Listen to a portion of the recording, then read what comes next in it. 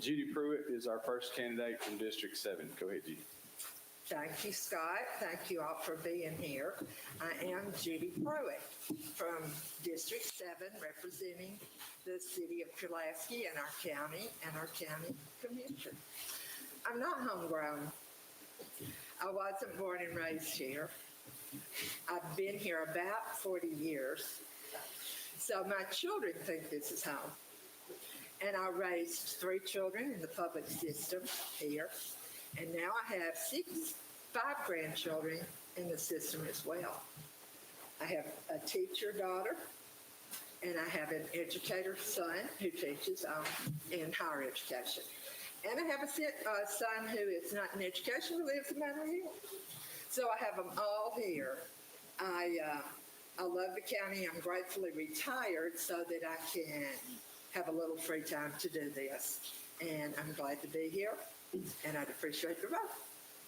Thank you. Maurice Woodard.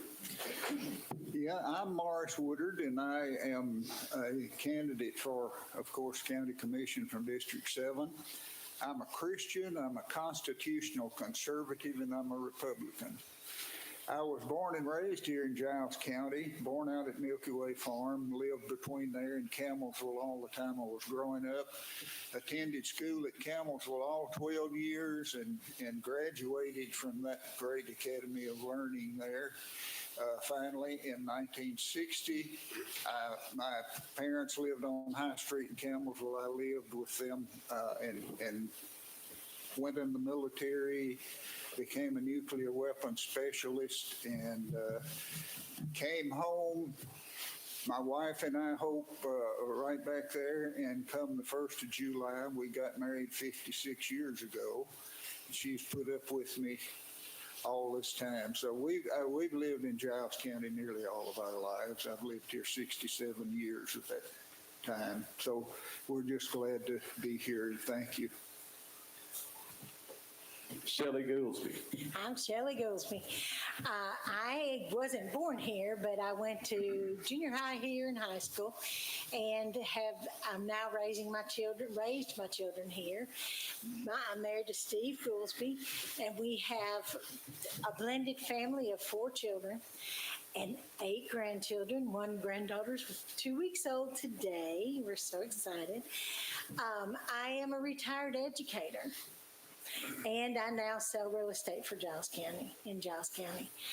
I did serve on the county commission for 1 term and ran for a 2nd term, but unfortunately, 2 years into that term, we changed the rules on us and went to meeting monthly.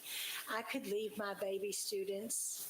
And yeah, there were 7 correctors. I could leave my baby students, but not that much, so I had to resign. So I'd like to finish out. I'd like your vote. Thank you. Thank you. Jeff Adams. Hi, my name's Jeff Adams, and I wasn't born here. I wasn't raised here, but you know what? I retired, and I chose with my wife to move here, and because it's a beautiful place and it's got really nice people. I've been toying with the idea of running as a Republican for this commission, District 7, for about 4 years now, and I finally decided, it was time to give it a try to see if I can give back. I've served on committees in other areas that I've lived in, and I have lived in 3 corners of this country, not 4 corners. But, I would appreciate the vote, anybody giving me their vote when comes election time. Thank you. Thank you. The way the question will work is one of the gentlemen will ask a question, and the first answer will be for you, Judy, whenever we get to that. So go right ahead, fellas. All right, first question. What is one goal you would like to see the county reach over the next 4 years, and how would you approach making that goal happen as a county commissioner? Thank you. I have heard grand ideas tonight, and we all have our own special priorities. I'm sorry if my teeth are chattering.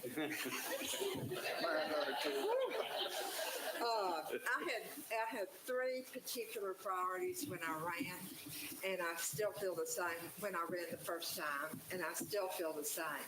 Schools are my first priority. The safety for our citizens are the second, and then soundness for our future is the third. And in order to accomplish any of those goals, we have to work as a team and figure out how.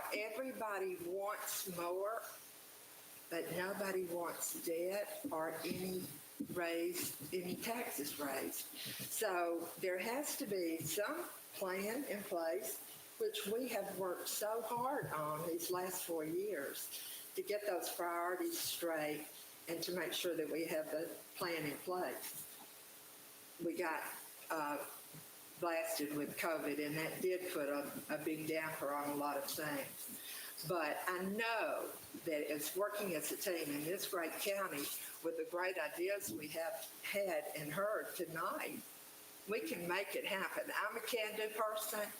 I'm action-oriented. I'm also a team player. I do know that no one person can move the Titanic, but together we should be able to make some kind of movement. So that's would be my plan. Did I answer that question without Yes, ma'am, you did. falling off the chair? Mr. Woodard? Yeah, the goal I would have for this county, of course, I think is the same one basically that everybody else would have. We want to see progress in the county. The question is, how are we going to do that? We all have to work as a team, and I think we've been doing that pretty much. Of course, I've never served on the county commission. I've been in a lot of clubs and organizations and held offices and so on. But one of my main priorities, I think, is like everybody else's. I think that my main priority is with the school system. And if we need to prioritize what we want to happen in the school system as well as with everything else, but we need school security is one of my great concerns, and I'm sure it's everybody's. But if we want to look at schools, for example, and what we want to do for them, we need to prioritize those things. And I think security is number one. What good is a great new building to us if we can't provide safety for the students? And then I think teachers come next and so on. But I would say that the school system is one of the greatest things, and then that'll help us to get more people in here, because I know I've heard of some people who didn't come to Giles County on account of they didn't want their children to go to school here. They want them to go to some other places. So I think that we need to definitely concentrate on our school system and security and so on. Thank you, sir. Ms. Coopey? Well, you know where my heart is, and schools are it. But without the others, we need the sheriff's department to be strong, which they are, but we need to help them. We also need our EMS to have much more than what they have. So, but my goal is to get the schools, improve what we have, or build new. Retain the teachers that we already have, and by the way, we are retaining. We have some fabulous teachers in this county right now that have 25 and 30 years. One sitting in the audience that's got 40 years. They didn't leave here. What we're losing are teachers with 2, 4, 5 years. They decide they're not staying. But our core teachers have stayed, and kudos to them. And I have retired, so I feel bad about that. But I think our biggest way to achieve that goal is to start keeping the people that work here. They're here, but they go home. Let's figure out a way to get them to spend the night, buy houses, get the property. You won't realize we don't have the houses for them to buy. We would love for them to, but they can't buy. We have got to figure out a way. Some people come off their property a little bit and let us build a subdivision. Let us increase the amount of houses. Just today, I looked very quickly. Today, we literally had one new house listed for sale. Murray County, today, listed 19. So where are they going? They're going to Murray County because they could. They can't do it here. So increase our tax base, and then we could help my goal be reached. Thank you, Shelley.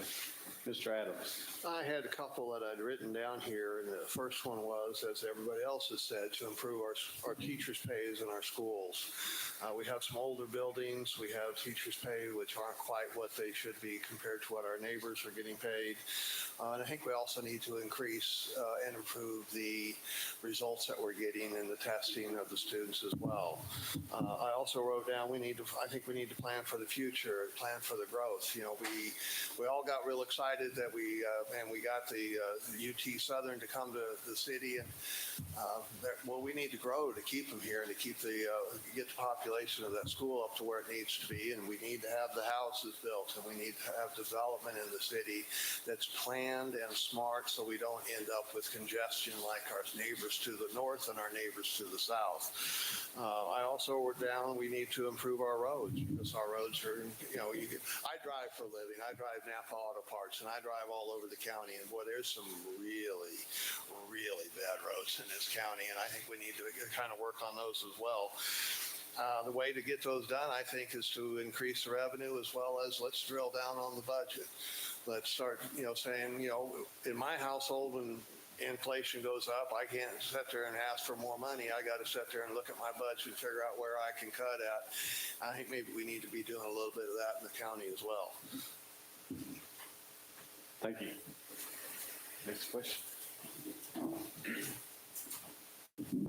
We asked this to the last group. Would you support, as a county commissioner, looking at ways to scholarship EMS, paramedics,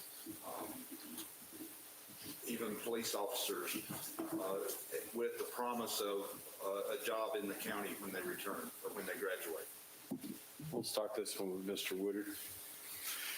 Yes, I would certainly want to do that. I think it would be a great way to keep people, and I think it would be a great way to help students be educated and trained in what we need them to be. And yes, I would definitely support such. Ms. Gozer. Absolutely. I love my little babies that came through. And Lake Foster was out here just a second ago. He was one of my babies. Taylor's out here. These are my children. When I see them and they're doing these jobs, I honestly am like exploding with happiness. I have EMS paramedics right now that I taught. I have attorneys. I have doctors that I taught. And several of them are here, but several have left this county.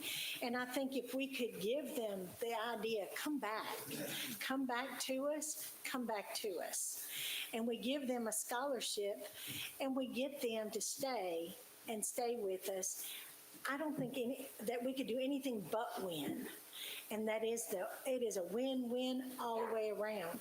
Give a little bit of money to these children, invest in their future, and they will brighten our future. Thank you. Mr. Adams. I think it's a great idea along with everybody else, but I would add a caveat of we need to have something that can return from them. If we're going to pay for their schooling, we need to get a guaranteed contract they're going to work in our school districts or our EMS office or whatever for a certain period of time. I also think if we want to recruit already teachers or already some that are working in profession, let's give them money to buy a house, but let's also have them sign that contract. What's it cost to get somebody through school? Let's figure that out and say, okay, here's $10,000 to help on your down payment for your house, but you got to sign this contract. You're going to work with us and stay in your job for 10 years or whatever that case may be. So it's, yes, it's a good idea. Yes, let's add the scholarships with responsibility. And let's also look at recruiting trained people already, but giving them breaks like I mentioned. Thank you. Ms. Pruitt? I think definitely it's a win-win. I see no way it can be a loss for either side. I do agree that there should be an agreement. I mean, it's a give-take world. If we allow or provide a scholarship, I think they should be obligated and would hope that they would be. to stay in our town and give back. That's what we're all trying to do anyway, but I definitely think that's a win-win. Next question. There's been a lot of talk tonight about our education system. Do you think the county commission has done enough in its efforts to fund schools, and what would you add to that discussion as a commissioner? We'll start with Ms. Goolsby. I'll be honest, I'm never going to think you've paid enough to fund the schools, but I'm also honest enough to know that you have a bucket of money, and that bucket only goes so far. And for the past, gosh, how long, that bucket hasn't grown. We're not increasing our taxes coming in because people are not buying and building. There's farm property, 50% of Giles, more than 50% of Giles County is in farm property. And just figuring it out, throwing it out there, if you have 40 acres on the green belt in Giles County, you're going to pay $300 taxes a year. But if you take that exact same 40 acres and put 20 houses, you're going to have $24,000 taxes. That's a big difference. So if all you could do is give up a little bit of land, we're not asking to give up all of Giles County. You could increase that, and that could pay for a teacher right there. And we could increase the teacher's pay. I can't say kudos enough to our county commission. And no, I haven't been on it for the past 6 years. But they're stretching that budget all they can and giving the teachers everything they can give them. And I wish we could give them more, but we don't have it. And you don't come, if it's not coming in, it's just like my house. I'm living now on a retired budget. I'm not doing what I used to do. You just don't. And we're living on a retired budget compared to what we could be if we could add to our tax and not tax our current people. Mr. Adams? I think the county commission and Board of Education has done a lot to just take care of our schools. I think they have the surplus that they're working on improving the schools with now. They've given raises to the teachers. Is it enough? I don't know, because I'm not in there, examining the books and everything like I would be if I was on the commission. But I do think we need to somehow look at increasing revenue. And of course, to do that, you do have to do some development. Of course, you got to take care to make sure you still have places to grow your food and raise your beef and everything about that. But, we do need houses, and, we do need new businesses. And, that's something that the commission doesn't have a lot of chance of doing. But, we have people that work for the county that, should be out there doing it. And I think the commission's done a pretty good job. And I just, I would want to look and drill down into the budget a little bit and see if there's any waste or any repetitive duties that people have, and see if there's any way that we can cut that budget to increase teacher pay and look at improving our school buildings. But overall, I think they've done a pretty good job. Thank you. Ms. Pruitt? Thank you for that. I sit on both the school and the budget committee, and I will tell you that the work has been very difficult. It is a great burden in this county for me to hear everybody on this stage talk about schools being our biggest priority. But when push comes to shove, and we start looking at that bucket of funding, and everybody wants more. We need a new ambulance building. We need great roads. There are no items on the budget that are not needed. We have to have some affordable housing, not just houses. We have some beautiful mansions going up. We need some affordable housing.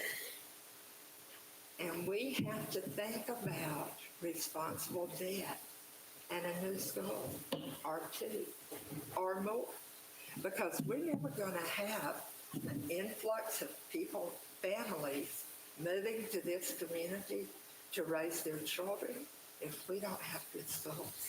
I'm not just talking about the building. I'm talking about taking care of the teachers, securing the premises. That's vital. I'm not going to send my babies to a school in danger. I probably am every day, but we pray that's not going to happen. But schools are what it's all about. And we need to put our money where our mouth is. Thank you. Thank you, Mr. Woodard. Yes, I think, like the other folks here, that we definitely need to fund our schools in some manner. I've always believed that debt was destructive. I've always believed in frugal budgeting, but there comes a time when you have to try to prioritize things. When we get a list of things that just have to be done, you need to start, or at least, as Adam Smith said, who wrote The Wealth of Nations, that a great kingdom needs to be run like your household. That's not his exact words, but if we just try to throw money out there, and I'm not saying that's what's been done. I think they've done the best they can at this, and continue to do that. But we have to continue looking at these things of prioritizing what we need, and working out of the bucket of money that we have, and trying to figure out ways of getting more money, of developing the county, as well as, because we have to have an income in order to have money to outgo. Thank you. Next question. With all that being said, and this was touched on just a little bit by Ms. Goolsby earlier, we have citizens that work outside the county and live here, but we have as much as 50% of our workforce in Giles County lives outside the county. They earn their dollars here and pay their taxes somewhere else. How do we get them here? How do we keep them here? This will be Mr. Adams first. Well, there's a couple things we need to do, and again, me and my wife, we chose to move here. There are things to do, but I've also heard it said tonight that we've got to go out of the county or out of the city to spend our money. And one thing that we need to do, and instead of looking solely at maybe just bringing new factories, let's also look at bringing in new things to do. Not necessarily an axe throwing with beer, but something that might be fun for the families to do. We've got. My wife and I go out of town a lot if we want to go out to eat, if we want to go to the movie, if we want to go bowling. We need to bring some of those things into the county so that those people can stay here. I think also, if you want to move them here, I think we need to improve the results that our schools have. One of the things that, when I had kids and we were raising, we looked at, at the school districts, what were they like? What was the schools like? What was the graduation rates? Where'd they rank in the state or the county or the city as far as the results they get for the kids learning? We need to kind of look at all those things. And I think to be able to do all that, we need to put together a strategic plan on what we need to do in the county. What services we'd like to bring to the county at something that people can spend their money and enjoy their lives, and get back to the pre-COVID stuff of what we used to do on the square all the time, which I think we're starting to get back to finally. And it was a great day at the Sundrop Festival to see so many people there, and let's do more of that to make it a fun place to be.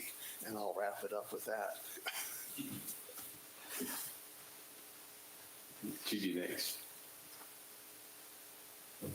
Repeat the question. Oh, repeat the. Oh, I'm sorry. I thought I answered it.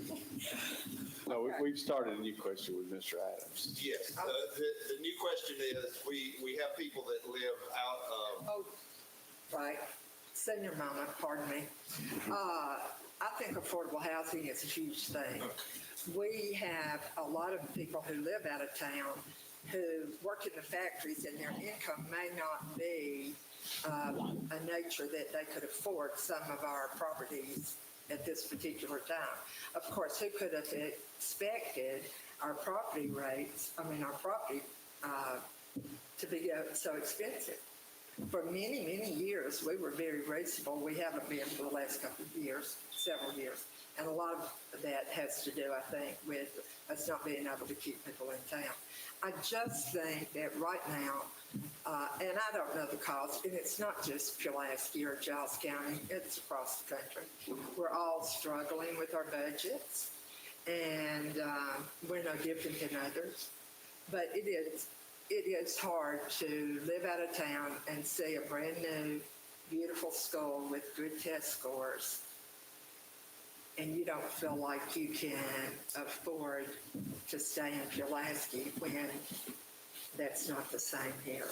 That you can get better service for your schools and better results out of town, and I hate to see that. Thank you, Mr. Woodard. How do we get, now, this may sound like a dumb question, and it may be, but how do we get better test scores? We want to do that. Is it all come through the quality of the teachers? No, I don't think so. Does it come through the quality of the school building that they're in?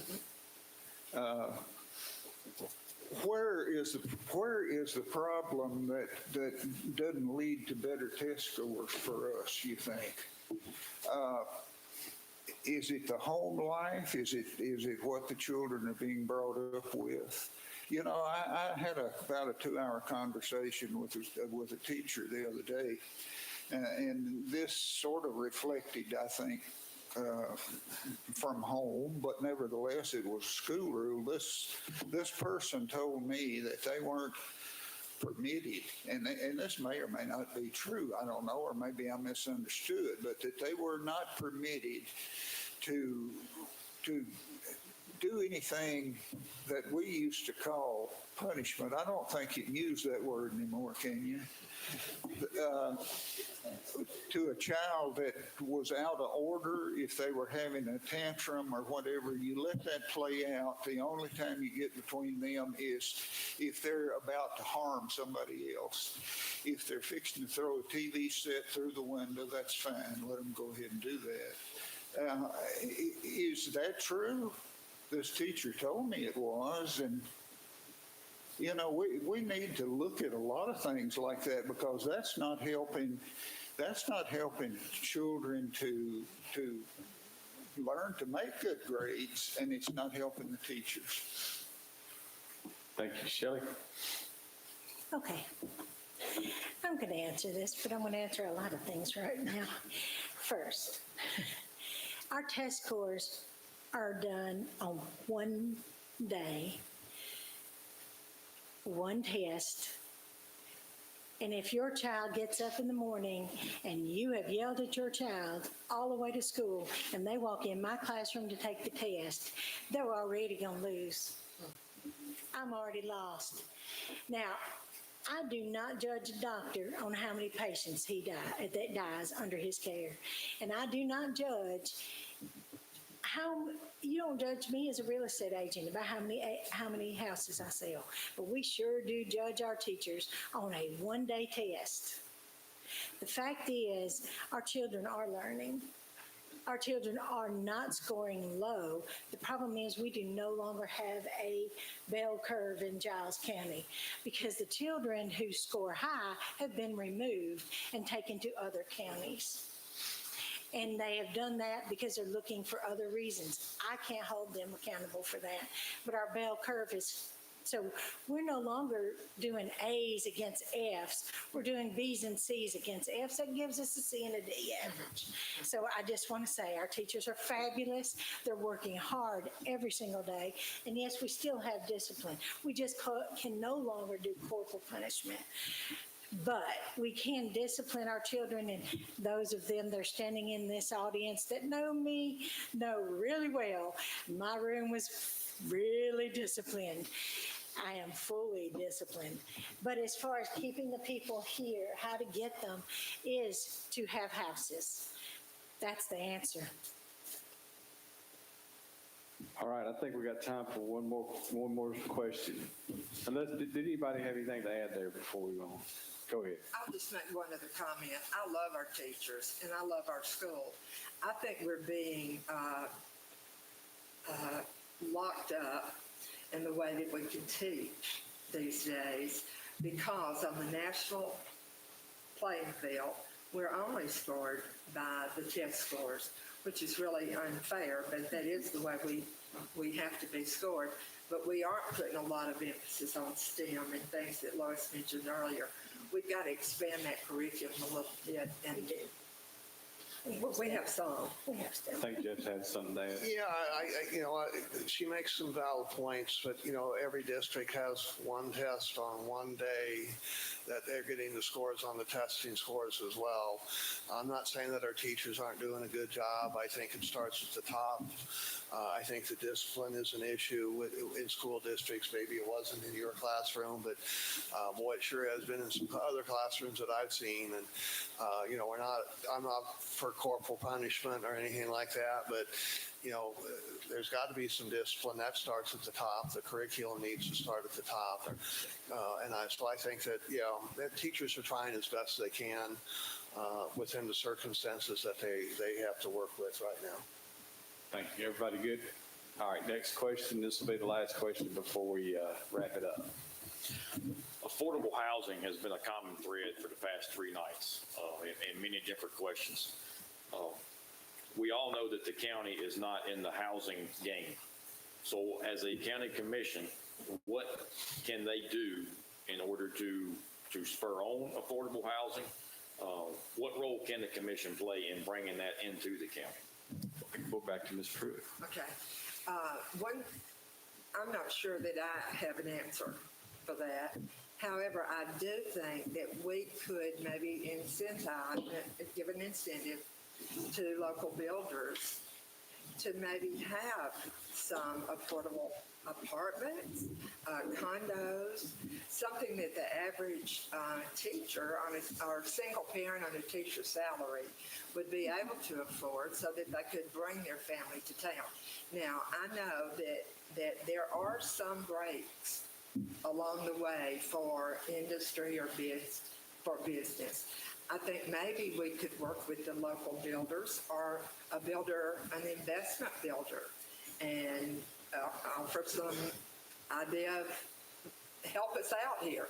We need duplexes. We need smaller homes that are affordable so that families can afford to live here. Our per capita income doesn't allow us, not all of us, especially those on lower incomes, to have any option. Thank you, Mr. Woodard. I don't really know what affordable housing is, quite frankly. When I think about house prices, it's totally amazing to me. The first house, I guess, the first house that we bought was what we considered a very nice house. It had belonged to an engineer that was leaving town, moving from Gabriel. And it was a 3-bedroom brick, had a full basement and all this, and that darn thing cost $18,500.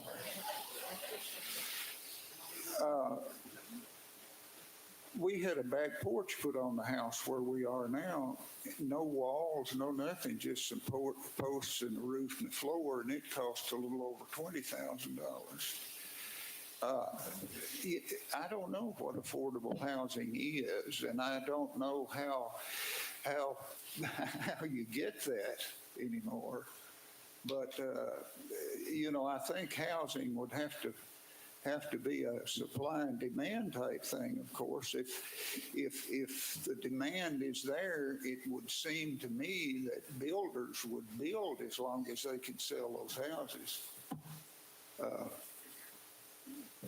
I don't know if that has any bearing on that question or not, but it's just something that came to my mind when we started talking about that.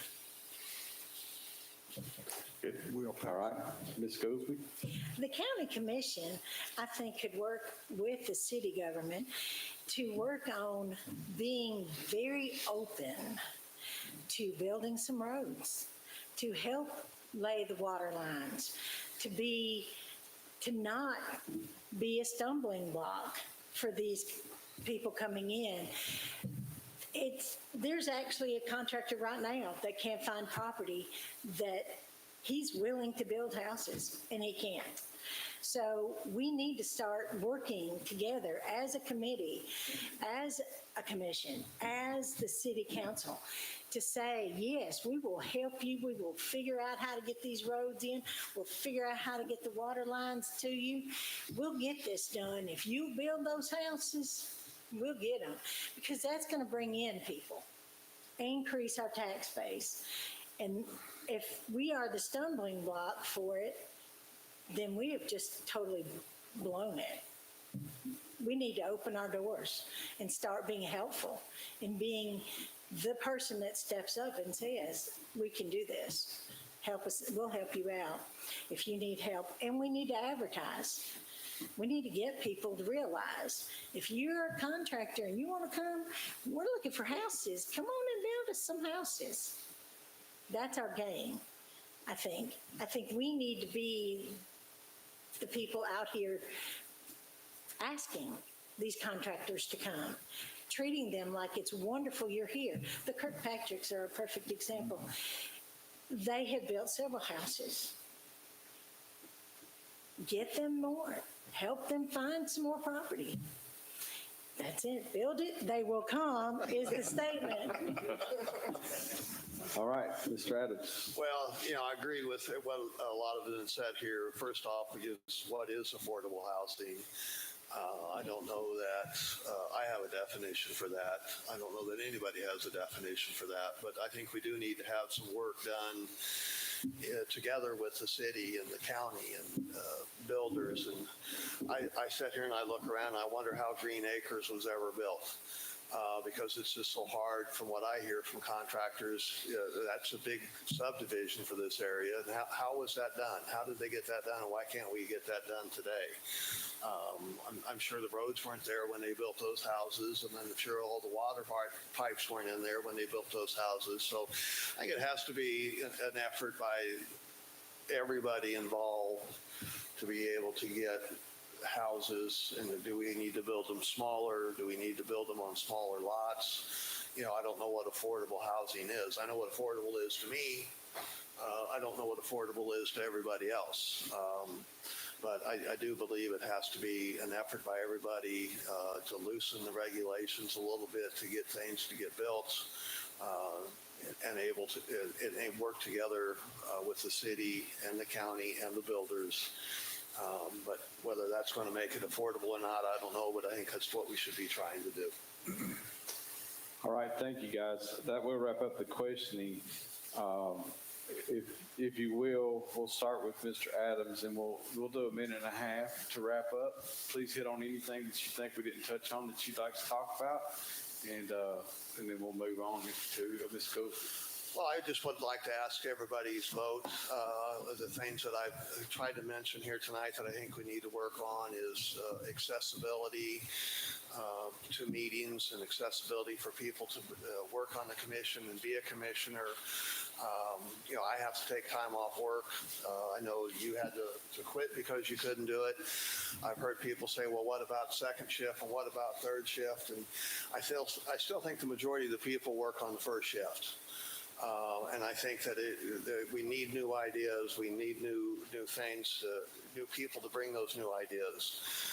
Again, I think that we need to work on teacher pay so we can keep our teachers. I think we need to work on teachers, on school results of our students. I think we also need to plan for the future and have a strategic plan of what we think is important and how we're going to get there. And of course, I want to ask again for your vote so I can try to work on getting those things done. So thank you very much. Thank you. Ms. Goolsby? First, I want to say, I'm with Judy. I am not nervous at all. I am so frozen. I have shook myself to death up here. So I am, Work on getting some heat in this building. I'm telling you what. But I want to thank UT Southern for stepping up. That is just amazing how quickly they stepped up. And we just love that they're here. It's wonderful. Thank Kitchen 218 for stepping up first. And then all the people that are now paying for us to come here. Thank you, Scott, for putting this together again and doing a wonderful job. I would appreciate your vote. I will say one more time that Giles County schools are the best in the world, and our teachers are fabulous, and they work their self to the bone, do they not, Carol Abernathy? And every day, they step up and face things that you all can't even begin to imagine. You cannot. And the things that they deal with has nothing to do with curriculum, nothing. But we have wonderful police. We have wonderful deputies. The EMS are so wonderful. I have now had to deal with them several times, and I can tell you right now, they make the worst situation wonderful. So we're blessed. And our sheriff's department is fabulous. Please, I'd appreciate your vote. You can find me on the pink signs around town. Thank you. Mr. Woodard. Yes, I want to thank everybody too for UT Southern. Thank you, Scott, and everybody who's had a hand in letting us come together. All of us come together here and talk and present ideas. We're constantly. We didn't talk about this, and I knew we wouldn't, but. I asked you about this earlier. I just happened to find some things today that I thought, well, I'll bring along, and if anybody wants them, fine. I have some constitutions left over from a class that I was fortunate enough to do back a few years ago. It was a 20-week, 2 hours a session course about the Constitution and the founding of this country. We are constantly moving away from this Constitution, and we're having judgments from the bench, no Bible reading in school, none of this, a lot of this other stuff that they tell you is a First Amendment right. The First Amendment, the only right the First Amendment gave us was to keep the federal government out of those things. Anyway, if anybody wants one of these, they're up here. I appreciate you coming. I want to ask you to vote for the person that you think will do the better job. If that's me, fine, but don't vote for me because I'm so young looking or anything like that. Thank you. Thank you, Ms. Pruitt. I reiterate everything that everyone else has said. We thanks to everyone, and of course, UT is going to be a big part of our future, and I think we need to embrace that. Now, I've circled a few things that I said I was going to mention that I didn't mention because my teeth were chattering. But anyway, growth is coming, and progress is going to happen one way or the other. And I'm a common sense. I take a common sense approach to life in general, to budgeting. It's not always the way I wish it were. It obviously is not in our county the way we wish it were. We know we have to improve our schools. We have to reward our teachers for the work they do. We know we have to support a secure and safe environment to protect our way of life, the quality of the life that we enjoy in this county that we all appreciate. We also have to think about the future, and that might be making a responsible investment in either infrastructure, either incentive for to make our doors open wider and be more receptive. I don't have the answer, but I do believe in a collaborative effort. And I know, based on the people that I've seen on the stage, that can happen. I like to work as a team. I've learned a lot. I think we can all learn from each other. I appreciate everybody that is running. It's nice to have competition. And I'm with Maurice. You don't have to vote for me, just vote. I'm going to put those down on the stage whenever we get done in case anybody wants those. Thank you. Thank you, guys. If everybody just, I want to say about 3 things. I probably won't remember about 2 of them because I'm tired, and that's the first one. Because we're tired, but we ought to be tired because what we're doing is not easy, right? The government's not easy, y'all. And a lot of people out there have a lot of things to say about how the government's run.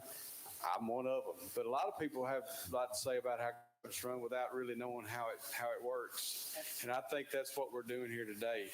The second thing that I want to say is I've been doing this for 25 years, actually 27, I think now. And the people of this community, the leaders, the people that want to lead never fail to amaze me. And so this whole last 3 nights has been amazing.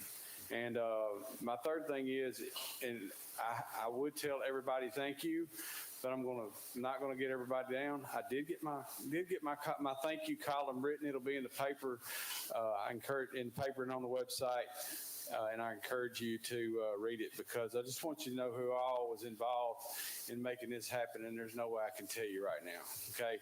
And then thirdly, anybody who has not talked to Kelly about the special election section, just stop and talk to her about it just real quick and see what we got to offer and decide if you want it. Thank you, everybody, so much, and that is a wrap. Bye, it's 9:30.